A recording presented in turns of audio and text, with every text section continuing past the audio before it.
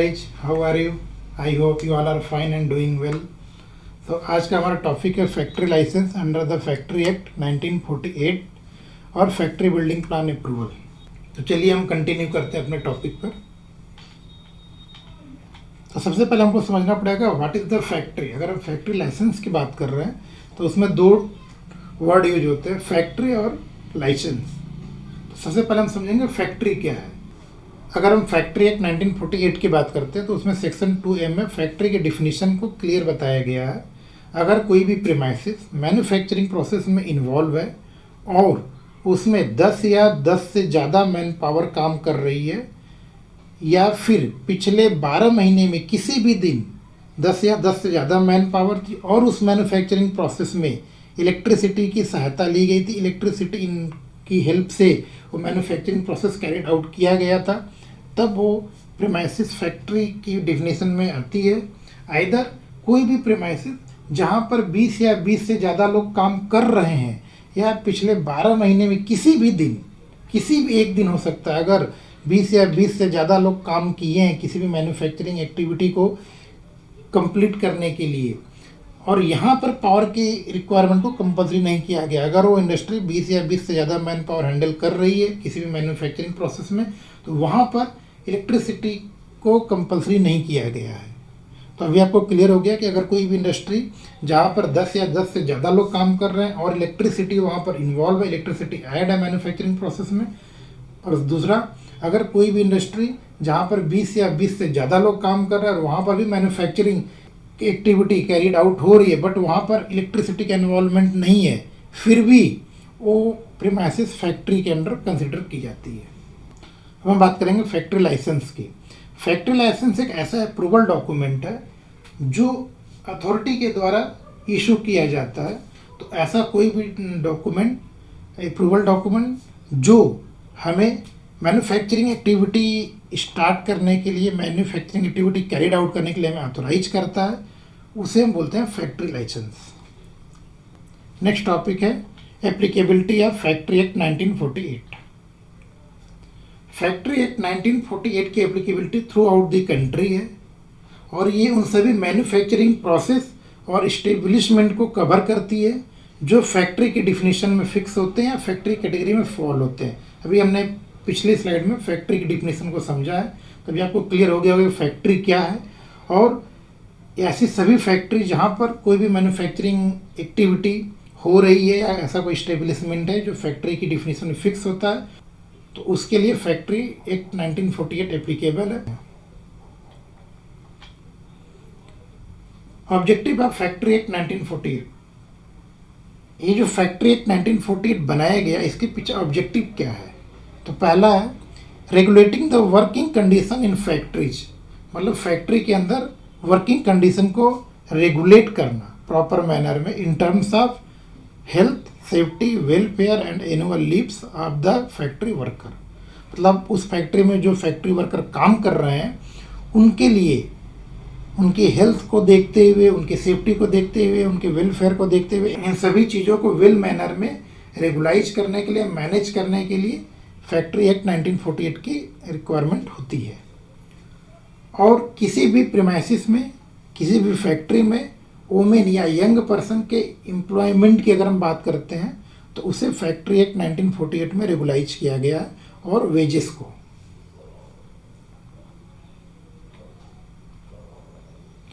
Pre requisites for obtaining a factory licence.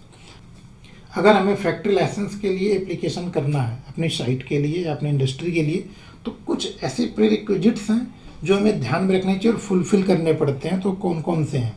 पहला, हमारा factory building plan approval होना चाहिए डिस अथॉरिटी से, या वहाँ पर जो भी एप्लीकेबल अथॉरिटी है उससे फैक्ट्री बिल्डिंग प्लान अप्रूवल होना चाहिए, उसकी अप्रूवल की कॉपी होनी चाहिए। फायर ओनर्सी आपके पास होना चाहिए और सेस पेमेंट आपका होना चाहिए as per under government rule, either building and other construction work welfare cess act 1966। तो इसके बेस पर आपकी प्रीमाइसिस, आपकी इंडस्ट्री के लिए जो भी सेस एप्लीकेबल होता है उसका पेमेंट होना चाहिए। ये 3 चीज़ें आपको एक पहले बेसिक रिक्वायरमेंट है, आपको फुलफिल कर लेनी है किसी भी फैक्ट्री लाइसेंस के एप्लीकेशन को फिल करने से, सबमिट करने से पहले। Procedure for registering a factory, अगर हमें कोई फैक्ट्री रजिस्टर करनी है under factory act 1948 as a factory, तो हम क्या क्या प्रोसीजर फॉलो करने पड़ते हैं। तो पहला स्टेप है filling the application and submission of required documents. तो जो उस कंपनी का ऑक्यूपायर है उसे जो भी उस स्टेट का, आप जिस स्टेट में हो, जिस स्टेट में आपकी फैक्ट्री है, उस स्टेट फैक्ट्री रूल को आप रिफ़र करिए। वहाँ पर जो भी फॉर्म में प्रिस्क्राइब किया गया, जो भी फॉर्म मेंशन है, उस फॉर्म को फिल करिए और that form should be signed by the occupier. वो फील्ड डॉक्यूमेंट, फील्ड फॉर्म सभी रिक्वायर्ड डॉक्यूमेंट के साथ स्टेट लेबर डिपार्टमेंट में या फिर डिपार्टमेंट ऑफ फैक्ट्रीज में सबमिट किया जाता है। ऑक्यूपायर के लिए आप फैक्ट्री एक्ट 1948 के सेक्शन 2N को रिफ़र कर सकते हैं, वहाँ पर डिफिनीशन दी गई है। ऐसा कोई भी पर्सन जिसे अल्टीमेट पावर दी गई है फैक्ट्री के अफेयर्स को कंट्रोल करने के लिए, मैनेज करने के लिए, प्रोवाइडेड दैट अगर कोई ऐसी फर्म है जो किसी इंडिविजुअल से एसोसिएट करती है, उस केस में individual either member of the partner जो है वो ऑक्यूपायर हो सकता है। इन case of company any one of the director he occupier हो सकते हैं, जिसके पास अल्टीमेट पावर है कि फैक्ट्री अफेयर्स को मैनेज कर सके, उसके ऊपर डिसीजन ले सके। तो इसमें जो है जो डायरेक्टर की लिस्ट है उसमें से किसी कोई डायरेक्टर ही जो है ऑक्यूपायर हो सकता है। इन case of factory controlled by state government और सेंट्रल गवर्नमेंट, अगर कोई ऐसी इंडस्ट्री, ऐसी कोई फैक्ट्री है जो स्टेट गवर्नमेंट या सेंट्रल गवर्नमेंट या किसी लोकल अथॉरिटी के द्वारा मैनेज की जाए, वहाँ पर ऐसे किसी पर्सन की अपॉइंटमेंट की जाती है जिसे अल्टीमेट पावर दी जाती है, जो फैक्ट्री के अफेयर्स को मैनेज करता है। तो अभी ऑक्यूपायर की डिफिनेशन आपको क्लियर हो गई होगी कि ऐसा कोई पर्सन जिसके पास अल्टीमेट पावर होनी चाहिए फैक्ट्री के सभी अफेयर्स को मैनेज करने की और डिसीजन लेने की। State two payment of fee, factory licence के लिए जो फ़ी है ये स्टेट टू स्टेट वेरी करती है। इसके लिए आपको अपने स्टेट के फैक्ट्री रूल को रिफ़र करना पड़ेगा। बट फैक्ट्री लाइसेंस की फ़ी को कैलकुलेट करने के लिए 2 मेन फैक्टर होते हैं। First one, maximum number of worker to be employed on any day during the year, और second, horse power installed. Step 3, verification and inspection. Once the application submitted in accordance with the legislative requirement on the Factory Act 1948 and respective state factory rule, एक बार अगर आपने application submit कर दिया in accordance with factory act 1948 and respective state factory rule, उसके बाद chief inspector जो review करता है और अप्रूव करता है, उसके पहले एक वेरिफिकेशन और फैक्ट्री का इंस्पेक्शन किया जाता है by deputy either assistant factory director. Step for grant of licence, एक बार आपने फ़ी पेमेंट कर दिया और एप्लीकेशन सबमिट कर दिया, उसके बाद इंस्पेक्शन होता है। इंस्पेक्शन में अगर सभी कुछ नॉर्मल पाया जाता है, सभी कुछ ओके पाया जाता है, डिपार्टमेंट अगर आपने जो डॉक्यूमेंट्स, जो इन्फॉर्मेशन प्रोवाइड की, अगर डिपार्टमेंट उससे सेटिस्फाई है तो उसके बाद आपको लाइसेंस ग्रांट कर दिया जाता है। Document required for factory registration, अगर हमें फैक्ट्री रजिस्ट्रेशन करना है तो किन किन डॉक्यूमेंट्स की रिक्वायरमेंट होती है। Copy of factory building plan approval letter, list of director partners, MOA partnership deed, board resolution जिसमें कि ऑक्यूपायर को ऑथराइज किया गया हो, sanction load either latest electricity bill, NOC either consent from pollution control board, NOC from explosive department अगर applicable है तो।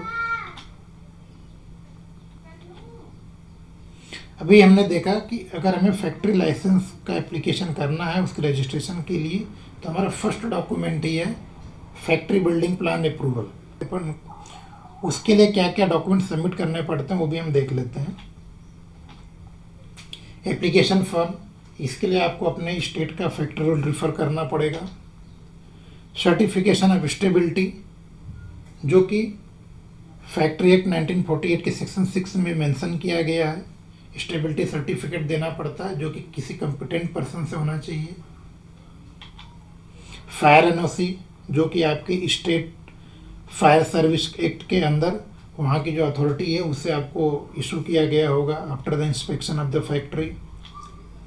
Process flow diagram, अगर आपकी इंडस्ट्री किसी ऐसे एरिया में आती है, किसी ऐसे एरिया के अंदर आती है जहाँ पर आपको किसी लोकल बॉडी से भी आपको कोई एनओसी लेना पड़े, जैसे हो सकता है मे बी वो ग्राम में आती है तो ग्राम पंचायत से, इधर town and country planning authority से, म्यूनसिपल से, तो इस टाइप का अगर कोई भी एनओसी की रिक्वायरमेंट है तो वो आपको लेनी पड़ेगी।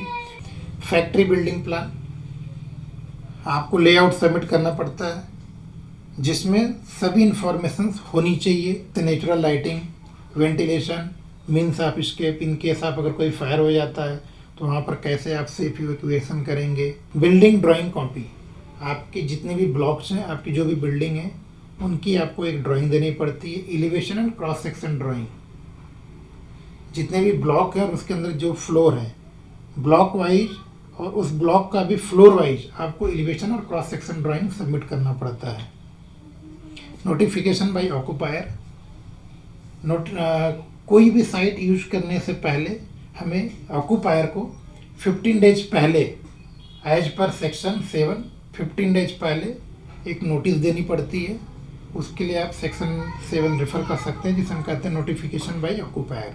उसमें फैक्ट्री की डिटेल्स, प्रोसेसिंग डिटेल्स, मीन्स आपकी जो मैन्युफैक्चरिंग प्रोसेस उसका डिटेल्स, क्या क्या मटेरियल आप स्टोर करने वाले हैं, आपके पास क्या अप्रूवल है, ये सभी डिटेल्स ऑक्यूपायर को सबमिट करनी पड़ती है इसके अंदर। MOA partnership deed, list of directors, board resolution जिसमें ऑक्यूपायर को ऑथराइज किया गया हो, safety report, on site emergency plan and detail disaster control measures. ये रिक्वायरमेंट फैक्ट्री एक्ट 1948 के sub section 4 of section 41B के अंदर इसकी रिक्वायरमेंट मेंशन की गई, आप उसे रिफर कर सकते हैं। Safety report, on site emergency plan and disaster control measures, ये सभी जो डॉक्यूमेंट्स प्रिपेयर किए जाते हैं ये किसी थर्ड पार्टी के थ्रू आपको ऑडिट करके बनवाने पड़ते हैं। तो ये थर्ड पार्टी ऑडिट होती है और उनके थ्रू डॉक्यूमेंट प्रिपेयर किए जाते हैं। वो डॉक्यूमेंट आपको चीफ फैक्ट्री इंस्पेक्टर को सबमिट करके अदर डिश में सबमिट करके वो अप्रूव करवाने पड़ते हैं। अप्रूव डॉक्यूमेंट होने चाहिए, वो 90 डेज पहले सबमिट करने पड़ते हैं। Health and safety policy, health and safety policy की रिक्वायरमेंट किस कंडीशन में आती है वहाँ पर मेंशन किया गया है। इधर आपकी इंडस्ट्री हजार्डस प्रोसेस में इन्वॉल्व हो, इधर आपकी industry major accident hazard category में आती हो, इधर आपके यहाँ जो मैन पावर है, जो मैन पावर का एम्प्लॉयमेंट है वो 50 या 50 से ज़्यादा होना चाहिए। Manufacture, storage and import of hazardous chemical rule 1989, उसमें उसके रूल 2JA में मेजर एक्सीडेंट हजार्ड इंस्टॉलेशन की डिफिनेशन दी गई है, वहाँ पर उसको डिस्क्राइब किया गया है। अगर कोई इंडस्ट्री हजार्डस केमिकल के आइसोलेटेड स्टोरेज को रखती है, आइदर उसके प्रोसेस में हजार्डस केमिकल इन्वॉल्व है जिसकी क्वांटिटी थ्रेशोल्ड क्वांटिटी के बराबर या उससे ज़्यादा है। थ्रेशोल्ड क्वांटिटी के लिए आप जो मैंने रूल बताया उसके शेड्यूल 2 और 3 को रिफ़र कर सकते हैं। वहाँ पर शेड्यूल 2 और 3 के कॉलम 3 में ये मेंशन किया गया है। तो अगर उस थ्रेशोल्ड क्वांटिटी के बराबर या उससे ज़्यादा हजार्डस केमिकल यूज हो रहा है या स्टोर किया गया है तो वो जो इंडस्ट्री है वो मेजर एक्सीडेंट हजार्ड कैटेगरी में चली जाती है। अभी हमने देखा कि फैक्ट्री एक्ट 1948 क्या है, फैक्ट्री लाइसेंस क्या है, उसकी रिक्वायरमेंट क्यों है, उसके अप्रूवल्स के लिए क्या क्या डॉक्यूमेंट चाहिए। अगर आपने एक बार डॉक्यूमेंट सबमिट कर दिया तो हमने देखा था स्टेप 3 में वेरिफिकेशन एंड इन्वेस्टिगेशन। तो जब भी अथॉरिटी या ऑफिशियल साइट पर आते हैं फैक्ट्री लाइसेंस को ग्रांट करने से पहले इंस्पेक्शन के लिए, तो मेजर क्या क्या पॉइंट देख सकते हैं जो फैक्ट्री एक्ट में कंसिडर किया गया, कवर किया गया। ये लिमिटेड नहीं है बट हम यहाँ पर मेजर पॉइंट को डिस्कस करेंगे। Fencing of machinery, refer section 21 of factory act 1948। Work on near machinery in motion, इसके लिए आप रेफर करिए section 22 of the factory act 1948। Hoist and lift refer section 28 of the factory act 1948। Hoist lift की बात करें तो 6 month की frequency है, तो कॉम्पिटेंट पर्सन से उसका थर्ड पार्टी इंस्पेक्शन होना चाहिए, उसका सर्टिफिकेट होना चाहिए। Lifting machine, chain, rope and lifting tackles, अगर अपने साइट पर आप कोई लिफ्टिंग मशीन, चैन, रोप या लिफ्टिंग टेकल्स यूज कर रहे हैं तो उसका कॉम्पिटेंट पर्सन से थर्ड पार्टी इंस्पेक्शन होना चाहिए, उसका सर्टिफिकेट होना चाहिए। उसकी प्रेशर प्लांट का इंस्पेक्शन होना चाहिए, उसका सर्टिफिकेशन होना चाहिए कॉम्पिटेंट पर्सन से। Floor, stair and means of access, precaution in case of fire, अगर आपकी इंडस्ट्री में, आपकी फैक्ट्री में कभी फायर हो जाता है तो उसके लिए क्या क्या प्रिकॉशनरी मेजर्स होने चाहिए वो सेक्शन 38 में मेंशन किया गया। वहाँ पर 2 पॉइंट आते हैं। एक तो आता है कि safe means of access, means अगर फायर हो जाती है तो लोगों को कैसे बाहर निकलना पड़ता है, और दूसरा फायर के लिए क्या क्या मेजर्स लिए गए हैं, क्या क्या फैसिलिटीज प्रोवाइड की गई है। अगर इन केस कोई फायर हो जाता है तो उस फायर को एक्सटिंग्विश करने के लिए क्या क्या फैसिलिटी होनी चाहिए, ये सभी चीज़ें वो आकर क्रॉस वेरीफाई करते हैं। और ये चीज़ें तो स्पेशली आपके फायर एनओसी में भी मेंशन होती है, वहाँ भी वेरीफाई की जाती हैं। अपॉइंटमेंट ऑफ सेफ्टी ऑफिसर, आप अपने साइट पर सेफ्टी ऑफिसर का अपॉइंटमेंट किए कि नहीं किए, उनकी क्या क्वालिफिकेशन है, क्या एक्सपीरियंस, उनके सर्टिफिकेट्स को चेक कर सकते हैं। अगर हम वेलफेयर फैसिलिटीज़ की बात करें तो उसमें washing facilities for storing and drawing clothing, facilities for sitting, first aid appliances, canteen, अगर आपके यहाँ 250 या 250 से ज़्यादा वर्कर हैं, एम्प्लॉय हैं, तो वहाँ पर कैंटीन की फैसिलिटी होनी चाहिए। अगर आपके यहाँ 150 या 150 से ज़्यादा वर्कर्स हैं तो वहाँ पर उनके लिए shelter, rest room and lunch room की फैसिलिटी होनी चाहिए। अगर आपके यहाँ 30 या 30 से ज़्यादा वुमेन वर्कर्स हैं तो वहाँ पर क्रेचेस की फैसिलिटी होनी चाहिए। क्रेचेस की फैसिलिटी चिल्ड्रंस के लिए होती है जिनकी age under the age of 6 होती है, मतलब अगर उनकी एज 6 या 6 ईयर्स के अंदर है तो वहाँ पर बच्चों के लिए फैसिलिटी होनी चाहिए। क्रेचेस की फैसिलिटी में उनको विशेष ध्यान देना पड़ता है। प्रॉपर एडिक्वेट एकोमोडेशन होना चाहिए, एडिक्वेट लाइटिंग होनी चाहिए, वेंटिलेशन प्रॉपर होना चाहिए, क्लीनिंग प्रॉपर मेंटेन होनी चाहिए, सैनिटरी का हमें ध्यान रखना पड़ता है। और वहाँ पर ट्रेंड वुमेन होनी चाहिए जो बच्चों का टेक केयर करती है, जो बच्चों का केयर करती है, ट्रेंड वुमेन होनी चाहिए ताकि बच्चों का प्रॉपर ध्यान रखा जा सके। अभी तक हमने देखा कि एज ए एप्लीकेंट अगर आपको फैक्ट्री बिल्डिंग प्लान अप्रूवल करवाना या फैक्ट्री लाइसेंस के लिए एप्लीकेशन करना तो आपको क्या क्या प्रोसीजर फॉलो करने पड़ते हैं और क्या डॉक्यूमेंट सबमिट करने पड़ते हैं।